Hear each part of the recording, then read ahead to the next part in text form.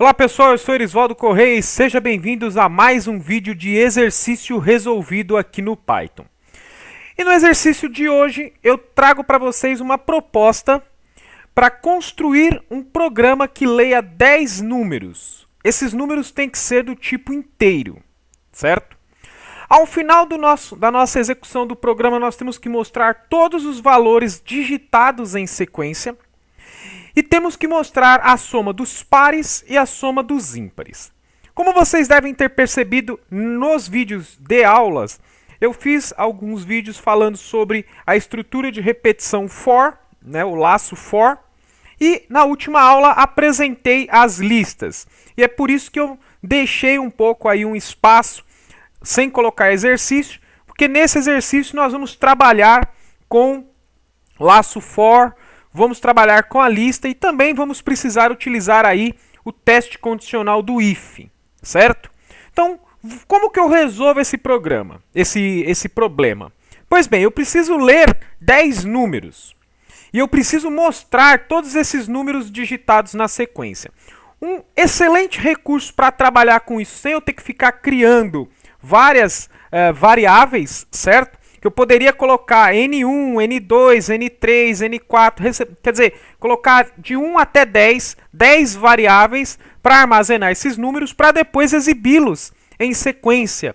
Por quê? Porque eu precisaria guardar todos os números digitados para exibir os mesmos em ordem.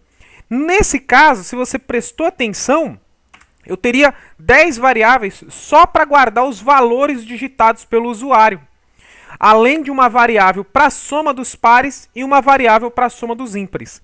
Porém, agora que a gente já conhece o conceito básico de lista, a gente pode começar a trabalhar com a lista para reduzir a quantidade de variáveis que eu vou construir no meu programa. Então, vamos resolver aqui. Eu sei que eu vou precisar de uma variável para controlar os pares, então eu vou chamar ela de SP. SP para receber a soma dos números pares. Eu vou inicializar ela como 0, ok? Eu preciso também de uma variável para guardar a soma dos ímpares. Eu vou chamar ela de SI, para receber a soma dos ímpares, ok? Pois bem, em vez de eu declarar várias N variáveis para receber os valores, para depois exibi-los, eu posso criar uma lista. Então eu vou criar aqui uma lista chamada valores, certo? Eu vou criar ela aqui, por enquanto, vazia, ok? E aí eu posso agora trabalhar com o laço for para preencher essa minha lista. Então como é que eu vou fazer isso? Eu vou criar aqui um laço for, vou criar uma variável local aqui do laço chamada i, apenas para poder executar o laço. E eu vou trabalhar com o range.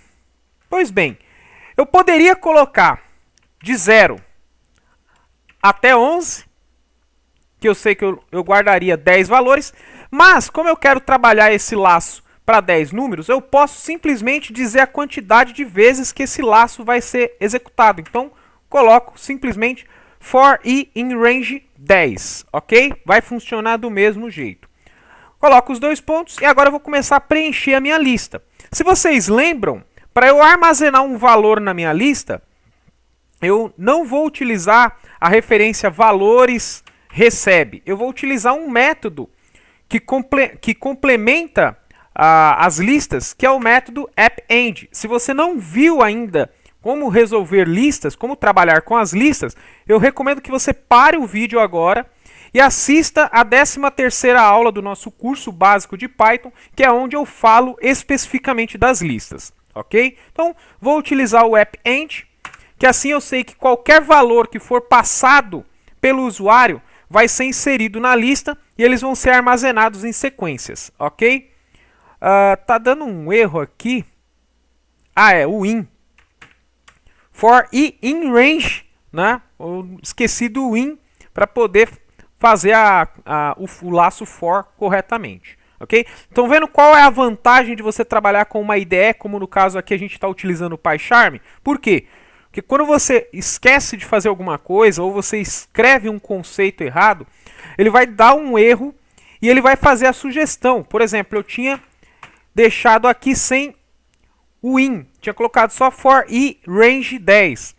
Quando você coloca o mouse aqui, ele mostra, ó, in expected, ou seja, está esperando aqui um comando chamado in, ok? Então, beleza. Agora, aqui dentro do append, eu vou trazer aqui um input. Porém, eu tenho que lembrar que eu vou trabalhar com valores numéricos que eu quero somar, que eu quero fazer uma operação aritmética com eles. Então, eu faço a conversão para o modo int e utilizo a função input para receber esses valores. Agora eu vou passar uma mensagem padrão aqui, digite um valor inteiro. Dois pontos, dou um espacinho aqui, pronto. Agora aqui, ainda dentro do laço for, eu posso fazer o seguinte. Eu já posso trabalhar as condições das minhas variáveis, soma dos pares e soma dos ímpares. Certo? Por quê? Porque no momento que eu estou trabalhando com... se eu fizer isso do lado de fora, eu não vou conseguir, eu só vou pegar o último valor digitado. Certo? Ah, tem um detalhe aqui. O que eu posso fazer é o seguinte. Eu posso pegar e colocar aqui um teste condicional if. E eu vou fazer o seguinte. Eu vou colocar assim, ó, valores. Só que agora vem o detalhe que eu falei. Aqui, perceba que eu passei valores. E se você assistiu a videoaula, você lembra que os valores, cada um deles armazenados numa lista, eles possuem um índice. Ou seja, uma referência de posição. Certo? Só que quando eu estou passando um valor para a minha lista através do append, ele está sempre colocando um novo valor na posição, independente, no caso, desse valor estar numa posição, em qualquer posição. Por quê? Vamos tentar simplificar. Quando eu insiro um valor através do append, ele vai criar uma nova posição ao final da minha lista e inserir esse valor. Então, se a minha lista aqui, por exemplo, começou em 0, na primeira execução do laço for, o primeiro valor digitado ele vai ser colocado no primeiro índice, que é o índice 0. Quando o laço for executar novamente, pedindo outro valor, quando o usuário digitar um novo valor, o append vai colocar esse novo valor após o valor que já tinha sido digitado. Então vamos supor que o usuário digite o valor 10. Ele está armazenado no primeiro índice da minha lista. Na segunda execução do for, vamos supor que o meu usuário digite o valor 5. Ele vai ser colocado na segunda posição da minha lista, ou seja, no segundo índice da minha lista. E assim por diante. Agora, aqui no meu teste condicional, eu não posso verificar a minha lista inteira. Eu tenho que verificar cada um dos valores que estão sendo digitados. E aí, como é que eu defino qual valor que eu quero verificar? Eu quero verificar um valor numa posição específica. Então, eu passo o índice do valor que eu quero verificar. Então, eu vou colocar aqui valores no índice i. Por quê? Porque exatamente no momento que ele está sendo guardado na lista, e o meu laço for, ele está valendo exatamente o valor do índice da minha lista. Então, eu posso pegar aqui e fazer essa referência, valores no índice i, que vai pegar a referência do laço for. E aí o que eu posso fazer aqui? Eu posso fazer o teste numa operação aritmética. Normalmente eu vou colocar %2, ou seja, eu quero verificar o resto da minha divisão. Porque para mim saber se um valor é par ou ímpar, basta eu fazer uma divisão por 2. Se der resto 0, é porque o valor é par. Se der qualquer tipo de resto diferente, 1, 3, 5, independente do resto que dê, qualquer resto que seja diferente de 0, significa que esse valor é ímpar. Porque todos os valores pares são divisíveis por 2, certo? Então eu coloco aqui, if valores na posição i tiver %2 igual a 0, né, o resto dessa divisão for 0, então o que a gente faz? Eu vou pegar a minha variável soma dos pares e vou fazer ela receber ela mais valores na posição i. Por quê? Porque aí eu vou estar fazendo o seguinte, o valor que foi digitado naquela posição, vamos supor que está no terceiro índice e o meu usuário digita um valor par. Então, esse valor, a minha variável ainda não tinha sido usado, Vamos supor que ele digitou 10, então vai ser 10 mais 0, vai ficar valendo 10. Numa próxima passagem, vamos supor que na 8ª posição do meu laço for, ele digite novamente um número par. Então, quando ele for executar, a variável já tinha o número 10, aí ele digitou, por exemplo, 8. Então, 10 mais 8, 18. Eu tanto posso escrever assim, como eu posso escrever simplificado dessa maneira. Vou colocar em comentário aqui, ó. Eu posso escrever SP mais igual valores na posição I, certo? Eu posso fazer dessas duas formas. Isso aqui é uma contração, né? É uma compressão do comando. Quando você quer somar algum valor novo ao valor que já está na própria variável. Então, em vez de escrever a variável recebe a variável mais o novo valor, eu simplesmente escrevo a variável recebe o valor dela somado com o novo valor. No caso aqui seria soma dos pares mais igual valores na posição I. Tanto faz, eu posso escrever dos dois jeitos que vai dar certo. E caso contrário, ou seja, só tem uma opção aqui no caso contrário, que é ele dar um resto diferente de 0. Aí eu vou fazer essa somatória ir para a minha soma dos ímpares. Então eu coloco soma dos ímpares recebe soma dos ímpares mais valores na posição I. Ok? Beleza, vou sair aqui do laço for. Agora eu preciso exibir esses valores, certo? Então eu preciso exibir os valores na sequência. Então vamos colocar mais um laço for. Eu posso utilizar normalmente a variável local I, porque ela já encerrou aqui o uso dela no laço anterior, então eu posso utilizar a mesma, não tem problema. No range, eu sei que eu tenho 10 posições, então vou colocar 10 novamente. E eu vou fazer o seguinte, eu vou colocar print, e aí eu passo como referência os valores que estão na minha variável. Então eu coloco valores na posição I, para que ele imprima cada um desses valores para mim, na sequência, certo? E ao final, fora do meu laço for, eu posso colocar um print e escrever assim, a soma dos pares põe uma máscara, ponto format, eu passo a variável SP, e aqui fora coloco um outro print e coloco assim, a soma dos ímpares ponto format, e eu passo a minha variável SI, ok? Então, um programinha bem simples, no qual você consegue verificar aqui que a gente está trabalhando com o for, estamos trabalhando também com o conceito das listas e estamos revendo aqui a questão do conceito do if.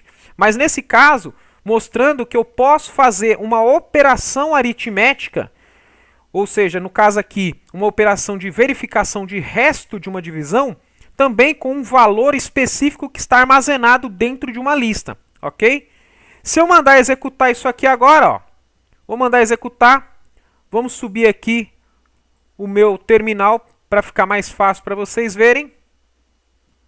Vamos colocar aqui, eu vou colocar o 10 é um valor par, vou colocar o 5 é um valor ímpar. Eu vou colocar outro 10, um 5, outro 10, um 5, 10, 5, 10, 5. E aí perceba que ele colocou assim, ó, 10, 5, 10, 5, 10, 5, 10, 5, 10, 5. Ok? Então eu tenho 1, 2, 3, 4, 5 valores pares, 1, 2, 3, 4, 5 valores ímpares. A soma dos pares é 50. 10 mais 10, 20, mais 10, 30, mais 10, 40, mais 10, 50. Então a nossa fórmula está funcionando corretamente. Isso significa que a nossa fórmula dos ímpares também está funcionando. 5 com 5. No caso eu tenho 5 valores, 5. 5 vezes 5 é 25. Porém, a gente pode fazer o seguinte. Perceba que a minha lista está sendo impressa aqui na sequência. Eu coloquei esses valores apenas para a gente testar. Eu vou passar novamente a execução com valores diferentes, só para que vocês vejam. Porém, perceba que ele imprime um valor por linha.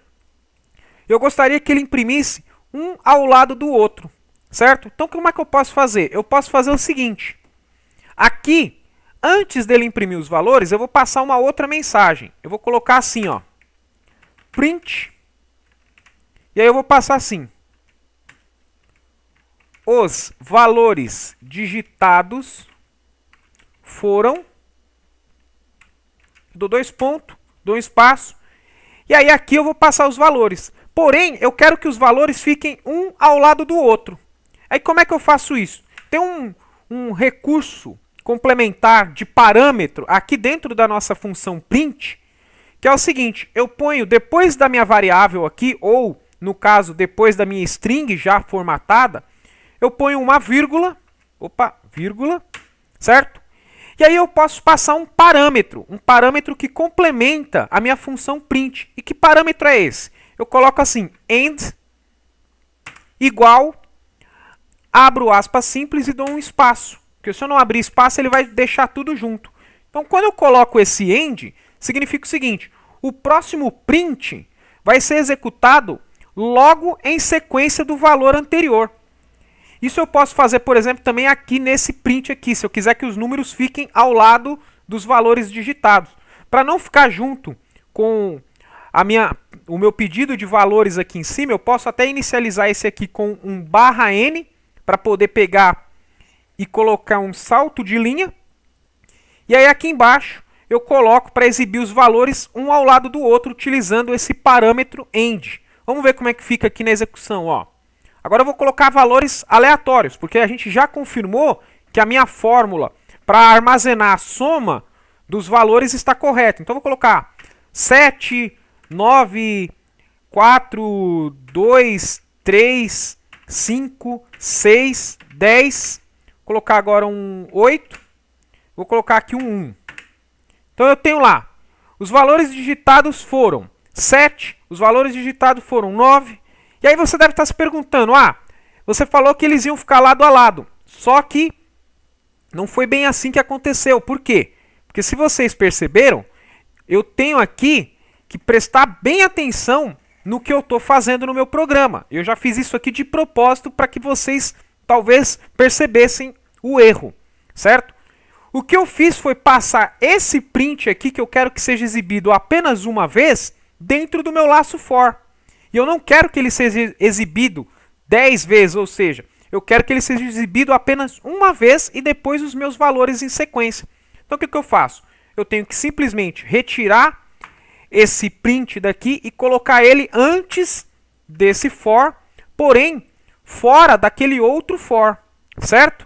E eu posso passar aqui como referência também, se os meus valores forem ficar depois da mensagem, eu posso colocar assim, ó, vírgula, end, abro e fecho aspas, certo? E aí aqui eu não preciso dar um espaço, porque eu já tenho aqui um espaço aqui, então não tem problema. Então esse print, ele vai ser colocado logo na sequência desse, e todos os valores vão ser colocados um do lado do outro. E aqui eu posso fazer essa primeira mensagem aqui para não ficar no final, porque perceba que ao final desse print eu tenho aqui um pula-linha, né? Só que esse pula-linha desse print vai ser puxado para o final, porque ele vai executar o for. Quando ele colocar o último número, ele vai chamar o próximo print para o lado dele. Então o que eu posso fazer? Eu posso fazer o seguinte, posso vir aqui e colocar um print vazio, por exemplo. Simplesmente assim. Ele vai puxar apenas esse print vazio e depois vai colocar os outros dois. E aí veja como que fica a execução final. Vamos colocar aqui alguns valores aleatórios. 5, 7, 2, 4, 9, 6, 10, 8, 7, 5.